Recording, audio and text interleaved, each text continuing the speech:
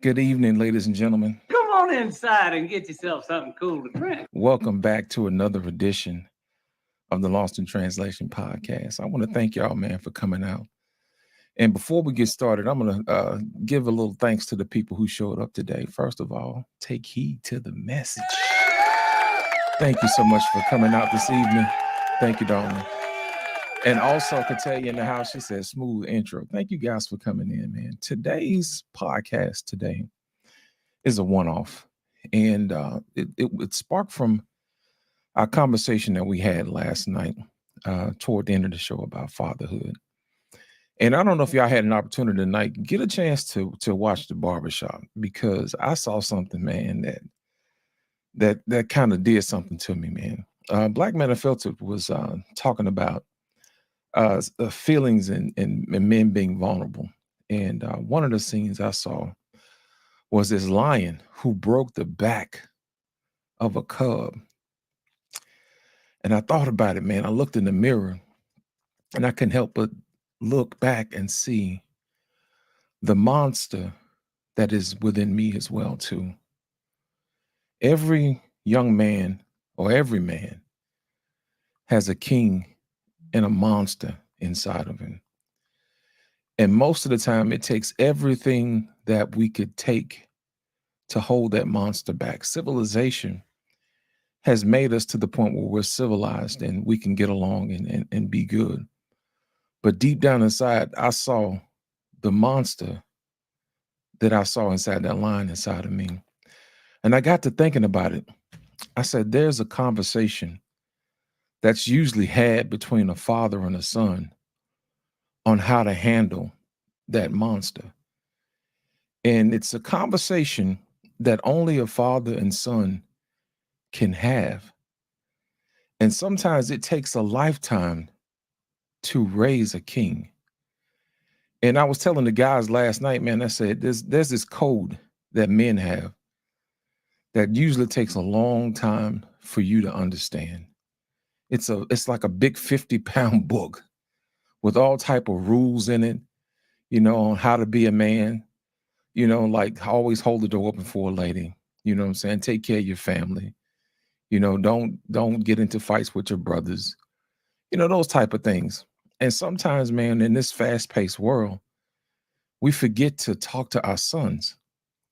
And sometimes our sons may get around other guys who, talk, and they may necessarily not have had the same training as you, you know?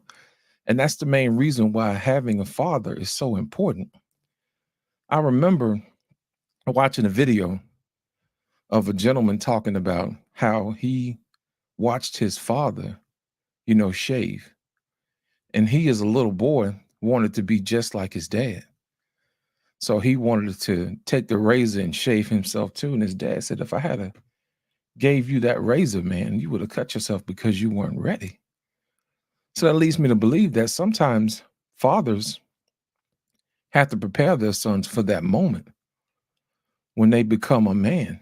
And that's a conversation that I rarely hear in these spaces. There's always different phases that a man goes through, when he's a baby, you know what I'm saying? And he's a little boy. He becomes a teenager, and then all of a sudden he becomes a man. And we think that's the end of the story. And no, it's not. There's a little bit of itty bitty messages in between. You know what I mean? Like how to be a good son, how to be a good brother. Sometimes an uncle, sometimes a student, sometimes it's how to be a good husband, how to be a father, how to be a great grandfather. Those are different stages that I think we forget when we start creating our families. And I think about it over my life, and I'm thinking to myself, thank God for the family that I was raised in. Most times people want to push back marriage to 30 and 40 years, and I'm thinking that's a long time to be missing out. I don't know about y'all, but my mom had me when she was about 25. Some people say that's young. Well, see, my dad was even younger. He was roughly about 22.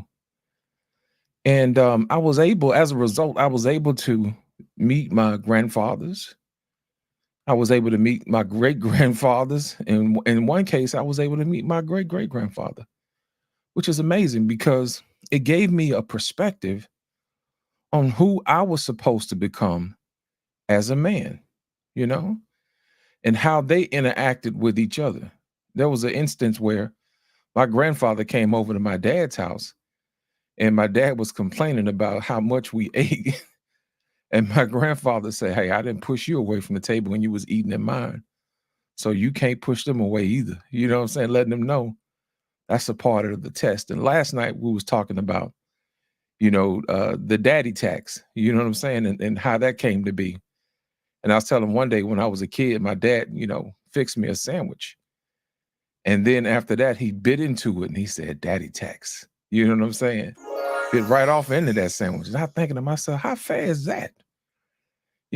But little did I know my dad was teaching me a valuable lesson. One, be grateful for those who supply for you. You know what I'm saying? Also, learn to get to the point where you can fix the sandwich for yourself. Take care of yourself. You know what I'm saying? And then when you get older, when you have kids, you're going to have to be unselfish and give to them like he gave to you. You know what I mean? And then you'll have to repeat the lesson over and over again. And from that little small lesson, I understood what manhood was.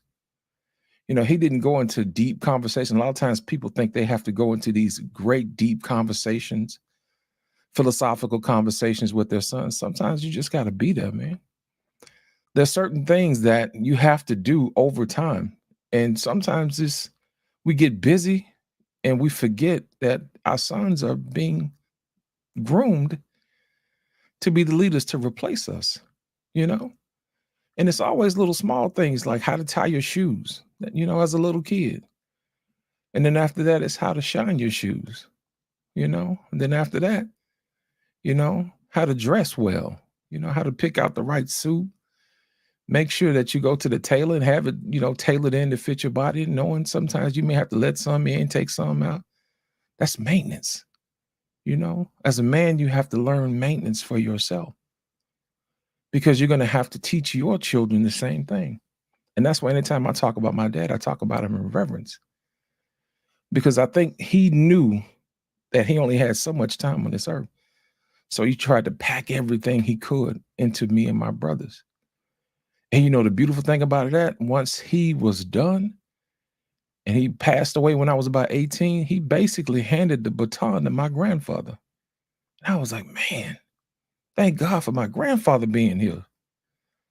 Because my grandfather picked up the baton and he ran with it. Because we always had a relationship with both our grandfathers. One, which was my dad's dad, he was the philosopher. You know what I'm saying?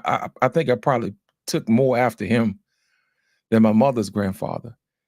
And with my my father's father, he would sit down and talk to us. He would say, "Son, let me ask you a question." He said, why do you think people get married? And I said, because they love each other. He was like, "No, that ain't it, son." He said, you get married to somebody so that you can have the bad times to go through with. And I thought about it. I was like, man, he said, anybody can be there during the good times, but it is the bad times in which we huddle together in the valleys that we comfort each other. And I said, comfort. That's interesting. I never thought about that. Yes, men are not only protectors and providers, we are comforters too. And sometimes we don't always hear that in these spaces. So today, I'm going to take the opportunity to talk about the conversations between a father and a son. The first video I'm going to pull up, I'm going to let y'all take a look at it and we're going to talk about it. Videos.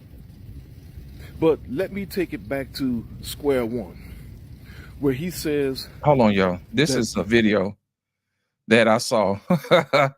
And it's got BMU in it, so y'all take y'all time. Are the most dangerous thing for women, because what happens is women will tell a woman, girl, go out and live your life. So for greater context, please go back and watch that brother's video.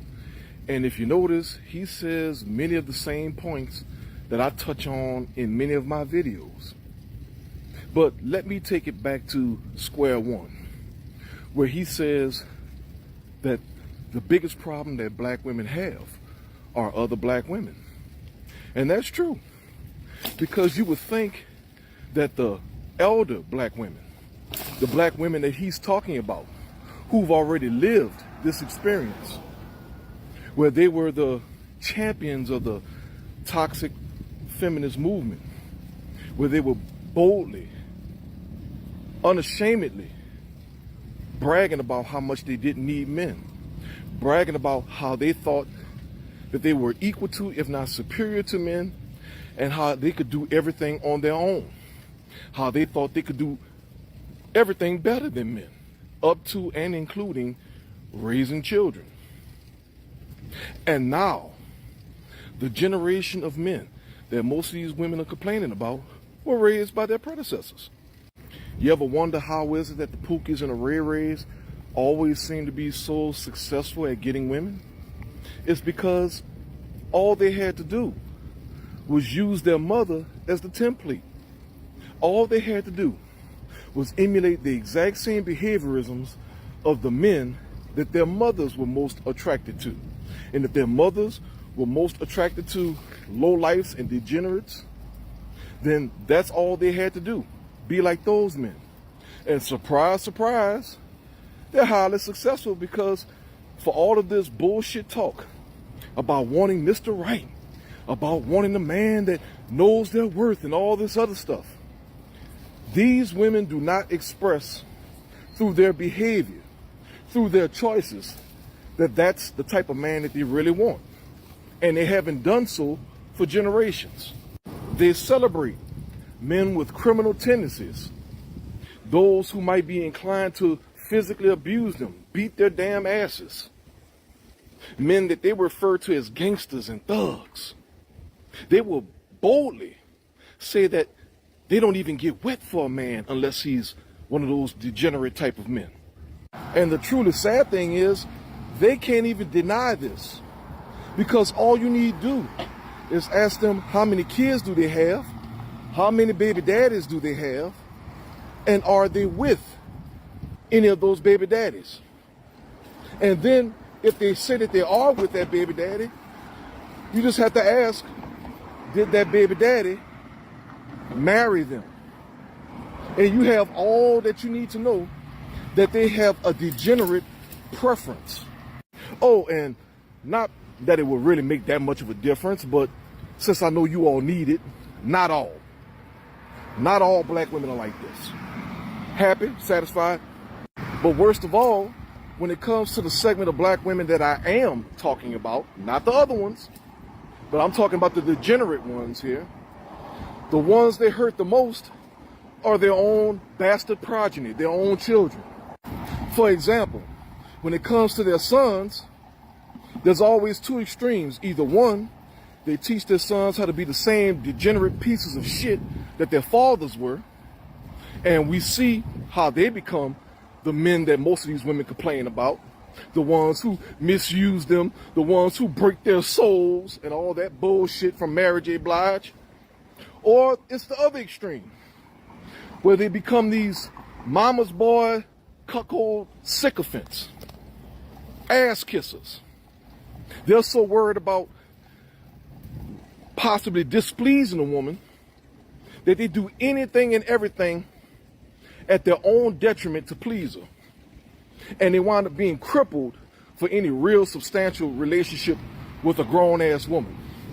They become the same type of man that their mothers want to be married to at that stage in their life. But here's the rub. They don't teach their sons how to marry women their own ages. No, they're teaching their sons how to be the effective husband for embittered, loser misfits like they are. They go above and beyond to make sure that their sons are the perfect rose-carrying, rose petals in a bathtub gentlemen, right? But they don't tell them that being that type of guy gets no respect, and that significantly younger women don't want that type of man. No, they are drawn to the lovable rogue, the scoundrel that breaks their heart, crushes their souls, all that. Or in other words, it becomes a setup to fail. because their mothers arm them with information that they know does not work. And they know it doesn't work because it didn't work on them. Then you have the daughters.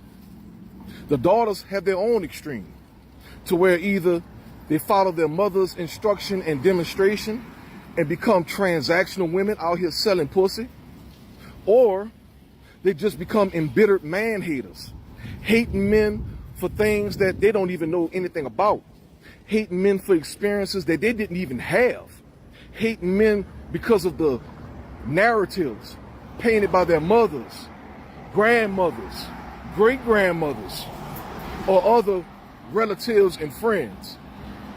They call themselves suffering vicariously through other women's experiences.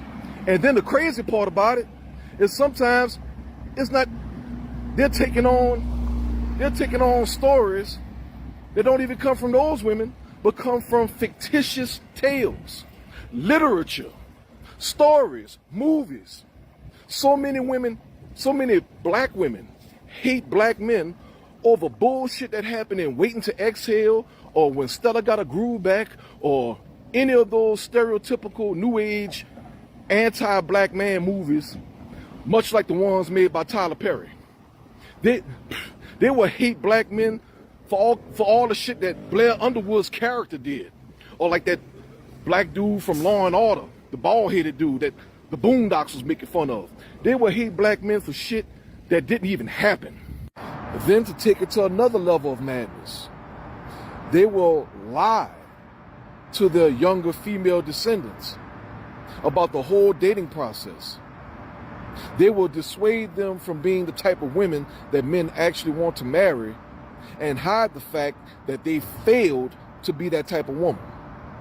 And instead try to double down, try to hide their failure by giving these women a false sense of confidence, a false ego stroking.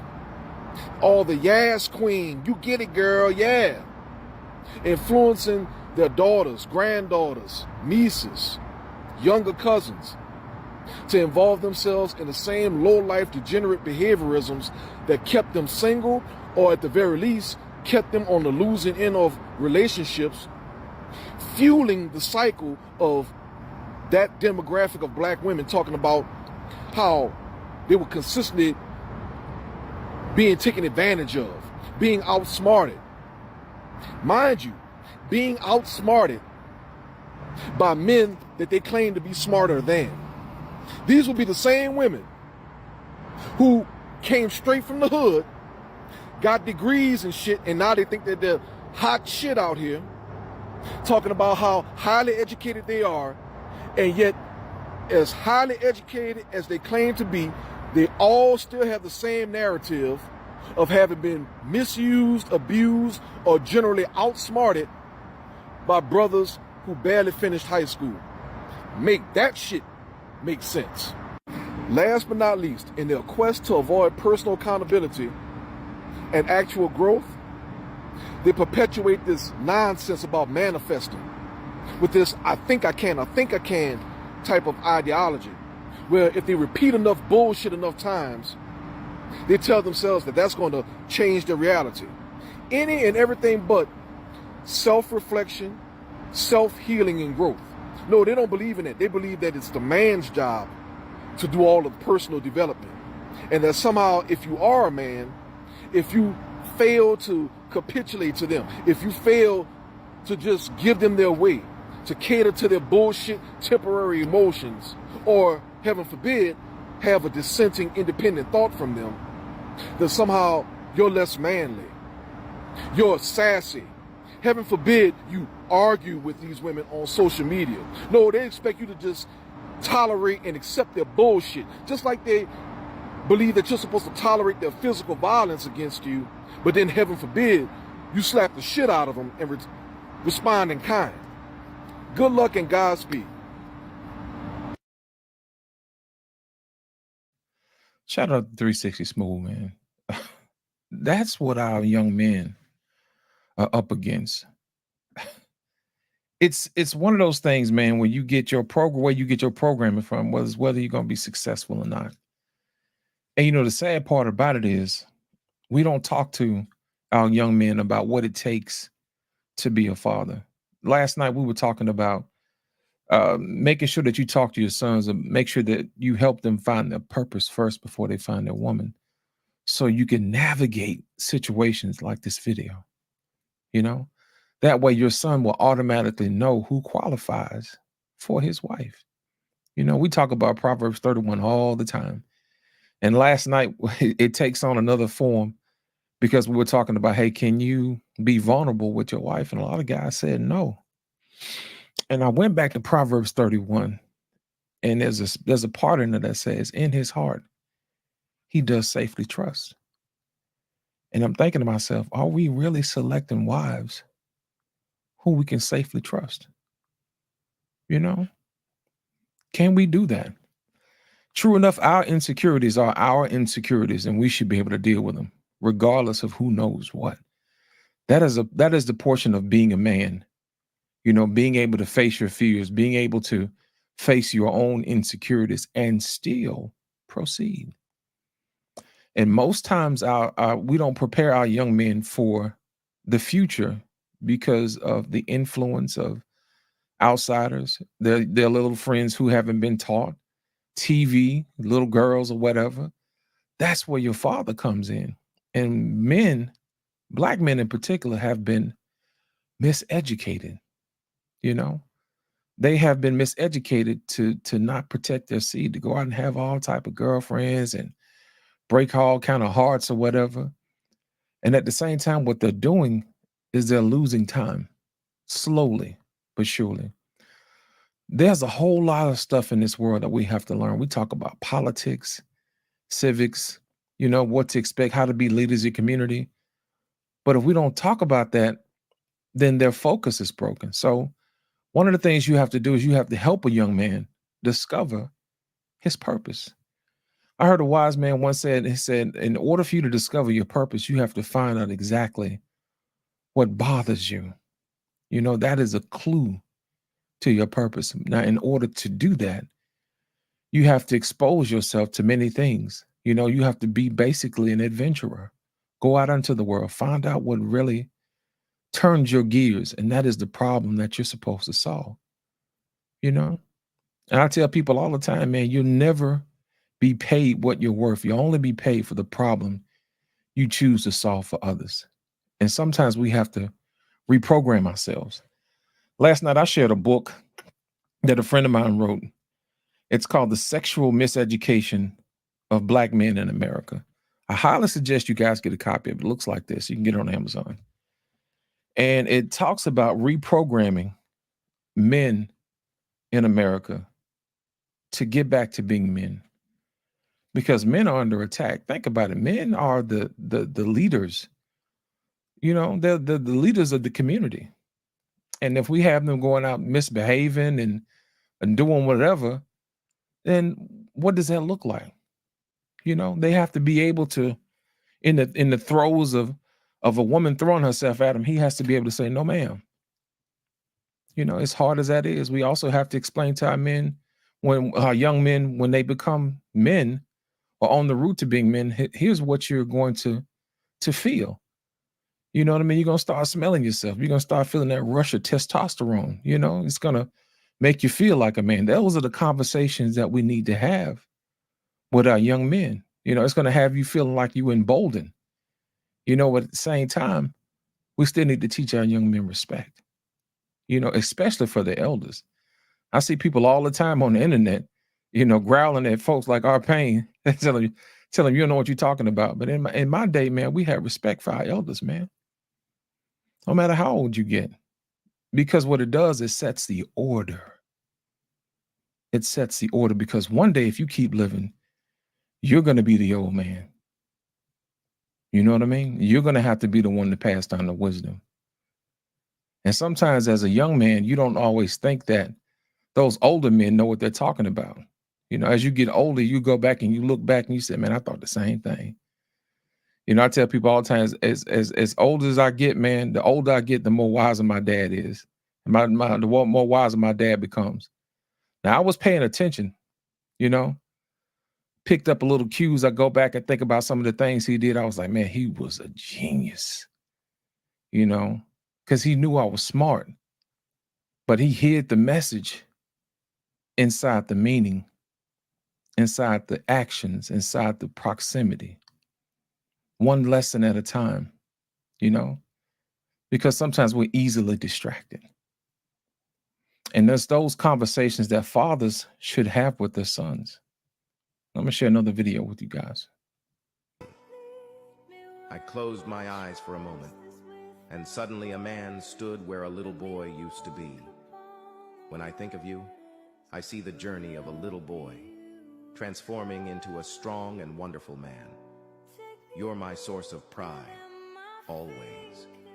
I may not carry you in my arms anymore, but I will always carry you in my heart. You will always be my little boy. See, those are the conversations that fathers should have with their sons, because you're going to have to pass those lessons down to your son. You are. There's lessons that need to be talked about, how to pick a wife. You know what I mean? Those type of things. And when you get a son or a daughter, here's how you handle them. Those type of things. Every now and then you have to check in with your father and say, hey, look, what do you think about this? Because every stage of manhood, you still need your father to walk you through those different stages, because you're going to have to be there for your children when they start to do the same for theirs. Everybody has a different stage, man. And I'm going to go ahead and share some of those stages with you. And we're going to talk about it. And son goes through three different phases. First phase, the son idolizes father. Second phase, the son demonizes father. Okay, I don't know if you have kids. I think demonizes the father. And then the third phase is what? The son finally humanizes the father and says, you know what? He ain't perfect. Neither am I. I'm making mistakes. Now I understand what he went through. Let me give him a call. Let me understand this. Here's the forecast for tomorrow in Birmingham. Alexa be talking too much, y'all. Listen, that is so true. Because when you are a little kid, your dad was your superhero. There was nothing that he couldn't do, And then as you get older, you start to smelling yourself. And then you realize your dad has to lay down the law and the rules. And you don't like rules, because the whole time you're a little kid, you got a chance to do what you want to do. But as a man, you already know that you have to teach your son, to respect authority, because authority in the Bible even says the start of wisdom is the fear of the Lord, And sometimes in order for you to receive knowledge and wisdom, you have to learn how to humble yourself. In order for you to receive wisdom and knowledge from your earthly father, sometimes you have to humble yourself. I'm telling you, the greatest lesson I ever learned was obedience is better than sacrifice. I say it all the time, because obedience is a quicker way to get to wisdom. A lot of times, man, we like to sacrifice and get beat up and get bad consequences along the way. And then we have these things that we put in our backpack that we carry throughout our life. And all we had to do was listen and be obedient so that our travels may be light. I don't know about y'all, but my travel has been light because I was obedient. And if I have kids one day, I'm going to teach them the same thing. Travel light, Carry wisdom. Let wisdom be your guide. Get as much as you can. Listen to what people who have been successful have done for you and done for themselves. Always listen to people who have your best interests at heart. Because they didn't have to do it. They also saw something in you that would allow you to be teachable. And that's one of those lessons that we don't teach our sons, is to be teachable. When we played football, man, that was one of the things that coach loved about me. He said, I love your son, man. He just a big old nice guy, but I'll tell you one thing, he'll do what you tell him to do. You know what I'm saying? Because I didn't want to, hurt the other kids or whatever we were playing. But, one day that monster came out. And I looked in the stands and I saw my dad get excited. I was like, oh, I'm in trouble. You know what I mean? I went back and talked to my dad. He was like, that's what I'm talking about. That's that monster. And we had to have a conversation about that. He's like, look, he said, the reason why I put you in sports is for you to feel the rush of manhood. Feel that monster. You know what I mean? Because that's the only place you're going to be able to get away with it. You know, you try to do that foolishness out in the streets, there's consequences for you, like jail, prison. You know what I'm saying? Sometimes your girlfriend may say some stuff that you may not like, but you're going to have to reel that monster in, you know? But just walk with the confidence knowing that it's there, you know, and handle yourself accordingly. As long as you know that it's there, they don't need to know. They don't need to know. I remember one time I had a situation where me and my brothers were playing basketball and my brother got the best of me. So I hit him in his chest, almost collapsed his chest, man. And my dad came outside. He was like, hey, let me explain something to you. You don't fight your brother. You know, you don't fight your brother. And that was one of the lessons that I learned. And me and my brother's been tight ever since. You know, just because you can beat somebody don't necessarily means you have to beat them. At some point in time, those people who are around you, even though you may be able to beat them, someday that person may be your ally.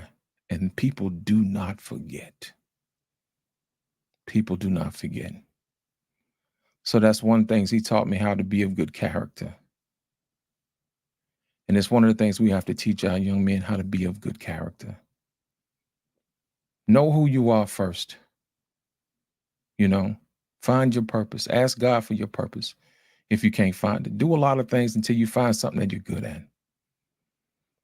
You know, find a church, you know, that a pastor who can feed you and give you meat instead of milk. There's a problem in these streets, man. We have pastors who are not necessarily preaching the word of God. They're preaching their ego and how they can fill their pocketbook, you know, instead of teaching men how to be men. That's one of the things, man, when you start looking for a church home, you have to ask yourself, do they have a men's ministry?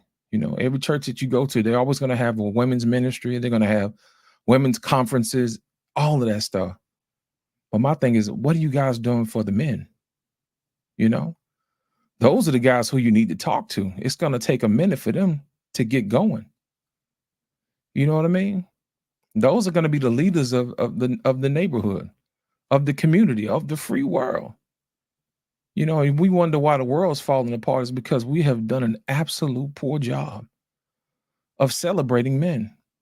I think last night, Thursday night, Black Man had a video of a little boy, you know, who was walking around, you know, sashaying in a girl's dress, and everybody was cheering him on. In the back of my head, I said, what would it be like if people cheered on little boys for showing that they're being men? What happens when we start celebrating men for being men instead of demonizing them? Every time you look up, the media is trashing men.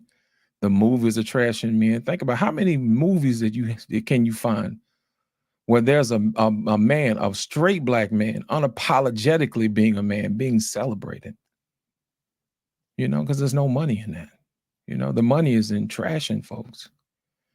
And the killing part about it is being a decent man in this world is not looked upon as favorable. But believe it or not, the world is built on those type of men, those men who get up and go to work every single day, even when they don't feel like it. You know, even when you've had an argument with your husband, even when you haven't fixed him a lunch, you know what I'm saying? Even when you hadn't told them thank you, they still get up and they do anyway. Some of them have been taught to do. Some of them just do it because they love you. They don't necessarily know how to say it, but they know they got to get up. Those men are the ones that need to be celebrated. But today I'm talking about how a father should talk to a son. You know, the other video I showed where we talked about the different stages of being a man, there's also some other stages as well, too. Be good. Be nice. Be respectful. I don't want you to follow my road. I want you to create your own road. Even if you see me successful in my life, I still want you to show to the world your own skills. I know you will. I have total trust in you.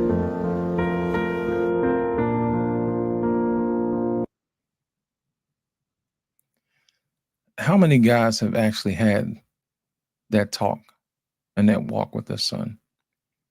Just them, without the influence of anybody else. I don't know if y'all remember seeing 300, where Leonidas was separated from his mom when he got to a certain age.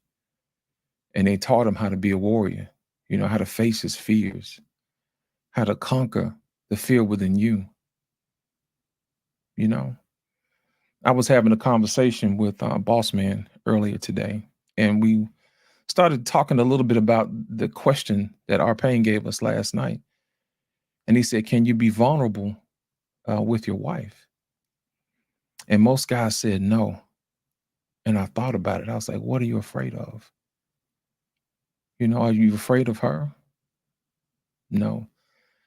I explained to Boss Man, I said, they're not afraid of her.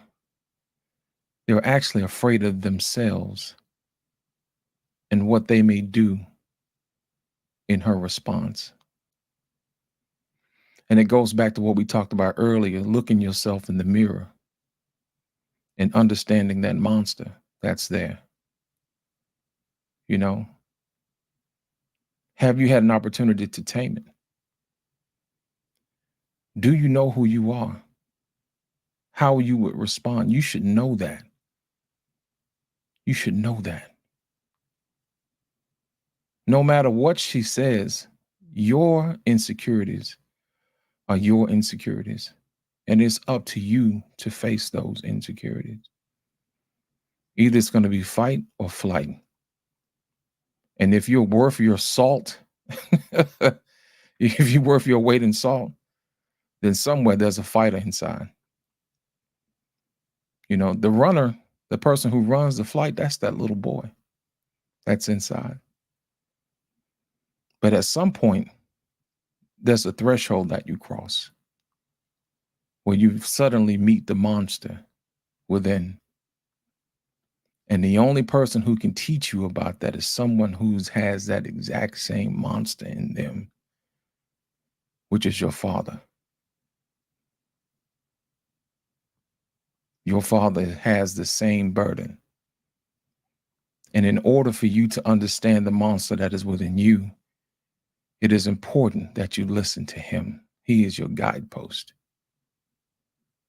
Your mother can't tell you about that monster. Your mother doesn't have it. It's passed on from father to son. How do you control it? And from there, you go on with your life. It's that thing that you meet when your back is up against the wall. When things get tough, do you call upon the monster when need be? The viciousness of it. How do you control it? Do you use it for good? Most times, most people don't respect the monster or the man because they've never seen the monster. Most guys do a good job of hiding it. But every now and then, those are closest to you will see it. Some will be in awe, some will be in fear.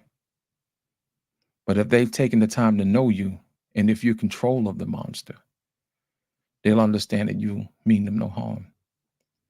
That's the same reason why a lot of women like to, have a man that's taller than them, is because they feel secure. No, it's because they understand that it's safer to be near the monster than to be in front of the monster, because that is protection. That is the portion that we don't talk about. That's the portion that women crave. Every now and then people will poke the bear, say things to you. Just remember, you know who you are. Every now and then show your teeth. Every now and then let the world know that there is a monster there. But you're the one that's in control. I have one last video I want to share with you guys. And it talks about the different stages that a man takes with his son. Son, from the moment I held you in my arms, I knew my purpose in life had been fulfilled. You are my pride, my joy, and my greatest achievement. As your father, I am here to walk alongside you, supporting and guiding you as you navigate the path of life. You are growing into an incredible young man, full of potential, strength, and compassion. Always remember that you have within you the power to achieve greatness. Believe in yourself and your abilities, and there is no limit to what you can accomplish. As you journey through life, know that you are never alone. I will be there to offer a helping hand, a listening ear, and a shoulder to lean on. Together, we will face challenges, celebrate victories, and learn invaluable lessons that will shape you into the remarkable person you are meant to be. In matters of the heart, remember to be kind, honest, and respectful. Treat others with dignity and love, and never underestimate the power of empathy. Build meaningful connections, cherish true friendships, and surround yourself with those who bring out the best in you. Life may present you with obstacles, but I have faith in your resilience and determination. Embrace the difficulties as opportunities for growth, and never be afraid to step outside your comfort zone. Take risks, pursue your passions, and remember that true success lies in the journey, not just the destination. Above all, my son, know that my love for you is immeasurable and unwavering. I am immensely proud of the person you are becoming, and I believe in your ability to create a bright and fulfilling future. May your life be filled with love, happiness, and fulfillment, and may you always know that your father stands proudly by your side. With all my love, your devoted father. That is a powerful message. There's a lot in there, you know. Surround yourself with people who bring out the best in you. You know, that's a part of manhood too. And as you get older, you'll become the crafter of the next generation. You'll become the potter of the next generation of men. I have a philosophy, man, that I learned a long time ago. It's called learn, do, and teach. When you're younger, your mission in life is to learn as much as you can. I mean, soak it up like a sponge, become knowledgeable of things around the world, how people act, psychology, how to take care of people, how to learn people, how to coax out the fear out of people so you can be a better communicator and a more effective leader, because people believe in people who listen to them. People believe in those who listen to them because those who listen to them actually care. That's the first step of leadership. The next step of leadership is do. Doing is exactly what it is. Go out and do. You know, put your hands in the ground, get them dirty, put in the work, put in the hours. Anytime you want to get good at something, they said in order to be an expert, you got to put in about 10,000 hours of whatever it is to be an expert, that you can do it effortlessly. And at that point, it becomes second nature, and it gives you the courage and the discipline to take on other tasks with that same vigor, you know, with that same energy, to go boldly into whatever you put your hands to. You know, we are adventurers at heart. That's what we do. That's the reason why we're here now, because people set out to be adventurous. You know, that's what we do. We do, and we serve the community by getting our hands dirty, working as much as you can, setting aside as much money as you can, you know, for those later years when you get ready to retire. Help those along the way, build people up. You know, rising tides lifts all ships. You know, find your tribe. That's what you're supposed to do as a man. That is the function of do. And then the last function is where you give back. The last function is teach. Now, if you've learned as much as you can, and you've done as much as you can, Now it's time to pass on what you've learned to the next generation, the teaching.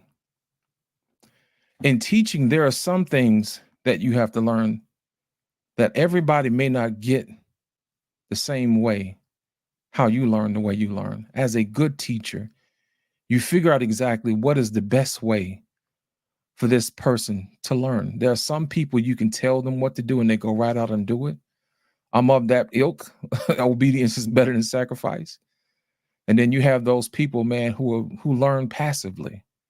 You know, you teach them the lesson while they're doing it.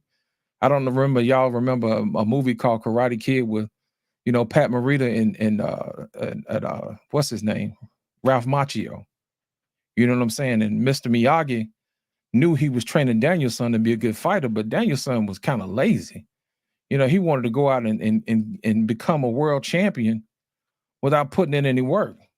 And everybody knows when you just hand somebody something, nobody respects that, you know?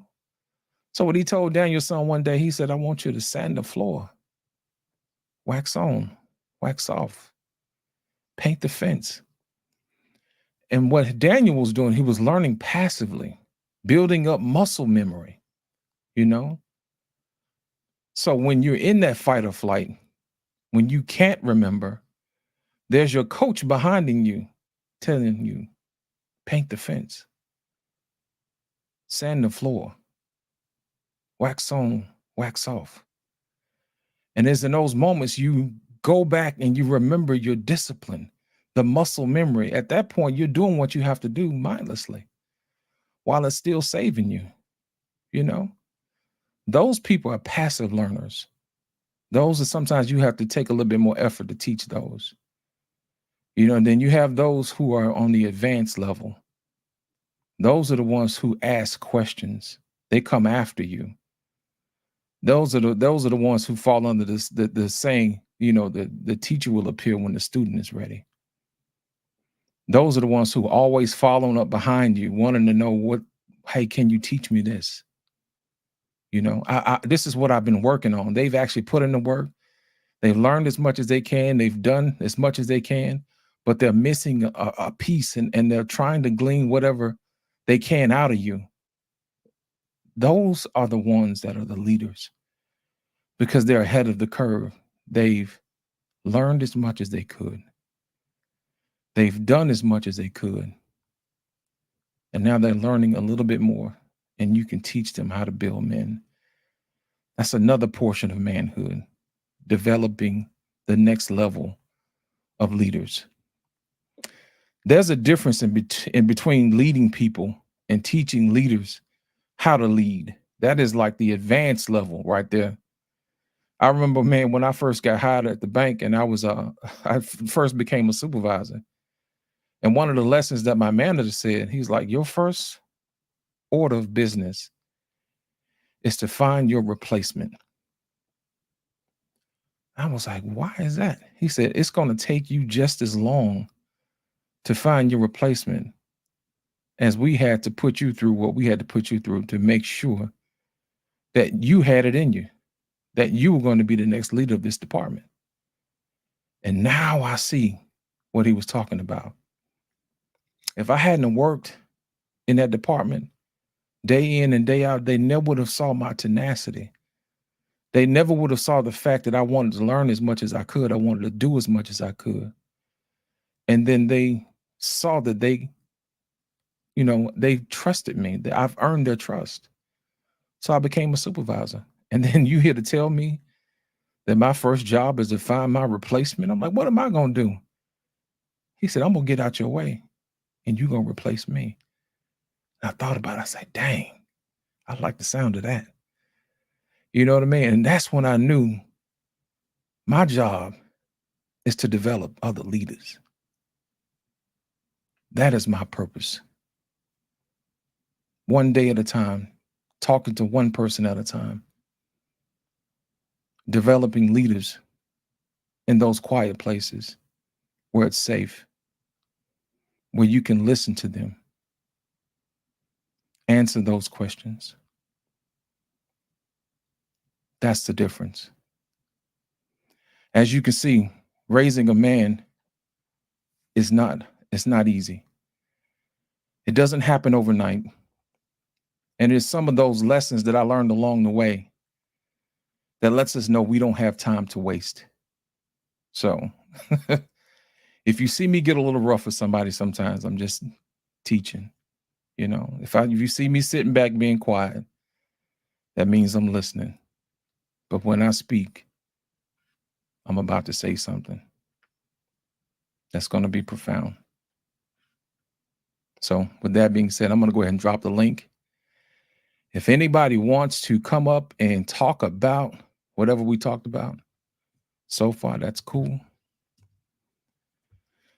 Finding your purpose is difficult if you've never had an opportunity to talk to somebody how to do that. It's very difficult because you don't know what to do next. You don't know what you want to do. You got some kids who are talented in different things, just like I had to learn that I was multi-talented in a lot of things. I had about 8 different geniuses. One of them was music. I have an affinity for music. I can learn music like it's nobody's business. To me, I see music, and in music, I see numbers, and in numbers, I see language. You see what I'm saying? I understand how things work, mathematically through music. It's just a gift. But if it hadn't been for my dad, knowing that he was a DJ, knowing that I had a proclivity for music, and he saw that I was good at math and started putting 2 and 2 together, he was like, hey, I'm going to get this boy a piano. And I remember the day I got my piano, I was so happy. I really was. I get to play on my own piano. Because when I was in church, I used to want to play on the piano. And they was like, oh, you can't do that. You're too young. Can't be in the church. And the sanctuary playing on the piano. But at home, I can play what I want to play. I used to watch cartoons and and emulate and play by ear. I didn't have any sheet music internet, but I know how to play by ear when I was younger. Then he got my own, piano teacher. Shout out to Mr. McDonald. He's a Black German guy. Taught me my first musical piece, Moonlight Sonata, Beethoven in D. You know what I'm saying? I loved it, man. To this day, I still got that song memorized. My first song. Classical music shaped who I was at that time, And also there was some other stuff, man. I was in the band a few times, you know what I'm saying? Math, won a few science fairs, the little small stuff like that, man. It's just all because other people saw something in me that needed to be honed. Give him as much as stuff as he can, stress him out, see what he can and what he can't take, know where your boundaries are. Come up with different things. There's some things I come up with a kid, man, I shouldn't have probably came up with, but I probably would have been rich if I had her. When I was in high school, the first science project that I made was a hydroelectric dam from scratch. You know what I'm saying? I was in Miss O'Neill's science class, and she gave me time to work on my project in the back storage room in the classroom. And out of nowhere, I made a dadgum generator. And then I thought about making wireless energy. This was like way back in like 89, 90 in high school, a long time ago. And now we got wireless charging on our phones or whatever. I said, man, I could have been rich if I had got around the right people, man. Sometimes you can be ahead of your time. Then I found out who Nikola Tesla was. I was like, well, this ain't new. But sometimes patents expire and people, latch on to stuff. But if you don't know and nobody around you knows, then what can you do? But I got some ideas for some other stuff. Hopefully before people catch on. I saw AI coming a mile away. I saw computing is going to level out to a certain point where it can only get so much faster. I saw all of that stuff coming. So it's just one of those things you have to craft your children and give them the things that they need to develop them. You'll be surprised. So since we don't have anybody coming, I'm going to go ahead and wrap everything up. Thank you guys for coming out. As always, it's been a pleasure. And when you get an opportunity, make sure you guys hit the like button, hit share, hit subscribe. You get an opportunity, hit the cash app. I don't never ask for money, but it's in order for you to grow. You got to make sure you got to put that out there. But that's the cash app. Lit P Show. Make sure y'all come over, hit the like button, hit subscribe, and hit share. With that being said, man, I'm going to thank you guys for coming out. Appreciate you. those who came out. And when you get an opportunity, we'll probably go over to Black Money Unfiltered. If Jenny's having a show tonight, we're gonna all pile up over there and support her as well too. And on Sunday night with Paul and Peter in the gray area, you know what I'm saying? Y'all go over there and check them out. Our Pain, Boss Man, you know what I mean? Y'all come check, take heed out. Man, I really do appreciate y'all for coming out, man. When you get an opportunity, make sure you share this live with somebody, man, who has a son. And let them know the seriousness of what we're dealing with. You know, we don't have time to waste, man. We really don't. Sometimes we have to get past our distractions, you know, so we can get to who we really are and get back to being the best versions of ourselves. Shout out to Kevin Samuels. Rest in peace, GOAT. In other words, I appreciate y'all. Thank you for coming out. Thank you, guys. Have a good evening.